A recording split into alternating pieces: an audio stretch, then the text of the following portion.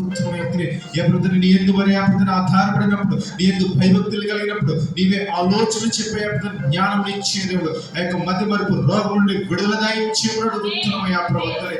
అదే రీతిగా బ్రెయిన్ లోనే బ్లడ్ క్లాట్ అయ్యే బాధపడుతున్న బిడ్డల గురించి ప్రార్థన చేస్తున్నది, సంపూర్ణ స్వస్థతను దయచేసే దేవుడు బ్రెయిన్ లో రక్త నాళాలను నువ్వు శుద్ధి చేసే ఎటువంటి రక్త ప్రసరణ ఆటంకం లేకుండా నువ్వు గొప్ప స్వస్థతను దయచేయమని అడుగుతున్నామయ్యా.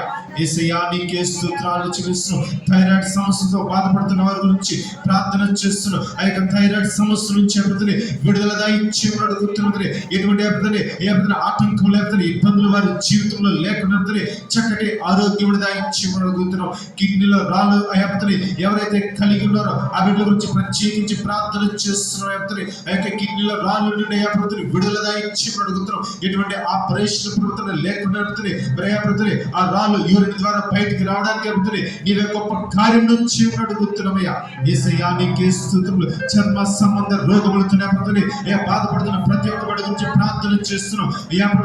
చెప్పుకోలేని చర్మ సమస్యలతో బాధపడుతున్న ప్రతి ఒక్కరు ఇప్పుడే తాకమని అడుగుతున్నాం. చక్కటి చక్కటి బిడ్డల దేహము మాదిరి చక్కటి స్వస్థతల బిడ్డలు దయచేయమని అడుగుతున్నామయ్యా. యేసయ్యా నీకే స్తోత్రాలు చెల్లిస్తున్నామయ్యా.